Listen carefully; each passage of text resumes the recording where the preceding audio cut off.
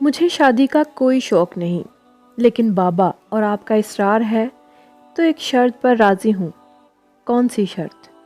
میرے پاس میرے پہلے شوہر کی کچھ تصویریں ہیں جن کے بغیر میں نہیں رہ سکتی اور جن کے ساتھ شاید تم نہ رہ سکو۔ مجھے شرط منظور ہے۔ ان دونوں کا رشتہ طے ہو گیا اور وہ بھیگی پلکوں سے ماضی میں بھیگنے لگی۔ آج سے کئی سال پہلے جب ایک خوبرو لڑکا اس کا رشتہ مانگنے اس کے گھر آیا تھا تو بابا نے کہا تھا، میں رشتہ نہیں دے سکتا، میری بیٹی اکلوتی ناز و نام میں پلی بڑھی ہے، تمہاری ذات بھی ہم سے کمتر ہے اور مالی حیثیت بھی، لیکن اس نے کہا تھا میں آپ کی بیٹی کو بے انتہا چاہتا ہوں۔ روٹی کی کمی شاید ہو جائے لیکن عزت اور محبت کی کمی کبھی نہیں ہوگی۔ بس اس کا یہی ایک جملہ تھا جس نے مجھے ڈھیر کر دیا، اور یوں میرے اصرار کی وجہ سے اس شرط پر اس کے ساتھ شادی ہو گئی کہ سسرال میں کسی کام کو ہاتھ نہیں لگاؤں گی۔ بابا نے کہا تھا 4 ماسیاں رکھ لو، تنخواہ میں دوں گا، لیکن میری بیٹی شہزادی ہے، شہزادی بن کے رہے گی۔ لیکن میرے سسرال والوں کو میرا شہزادی بننا پسند نہ آیا۔ نکاح نامے میں شرائط کے باوجود میں کام کرنے لگی، صرف اپنے ہم سفر کے خاطر، کہ اس کے لیے کوئی مسئلہ نہ ہو اور اس کے گھر والے خوش رہ سکیں۔ لیکن ادھر میرا کام بڑھتا، ادھر میری سانس اور نندوں کے تانے اور مار پیٹ بڑھتی گئی۔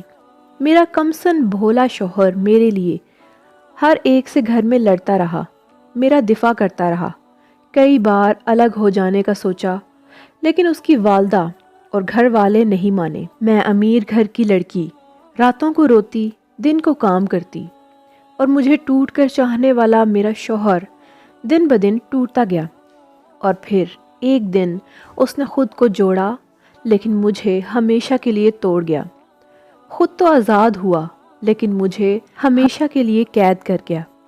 میری ساس نندیں سسرال والے بات بے بات مجھے رلانے تڑپانے لگے اور میرا شوہر بے بسی کی آگ میں جھلستا رہا۔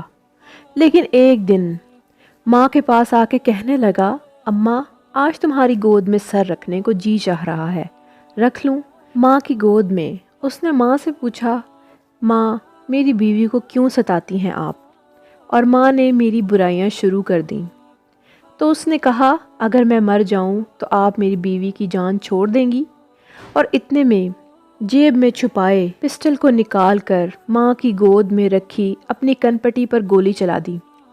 جس گود نے زندگی دی تھی میری خاطر اسی گود میں زندگی دے دی۔ اس کا یہ فیصلہ غلط تھا یا صحیح، یہ تو بعد کی بات ہے، لیکن مجھے آنسوؤں سے نجات دینے کے لیے شاید اس کے پاس یہی ایک راستہ تھا۔ آج اس کو مرے ہوئے 5 سال ہو چکے ہیں، لیکن میں اس کی تصویروں کے سہارے آج بھی اس کے ساتھ ہی جی رہی ہوں۔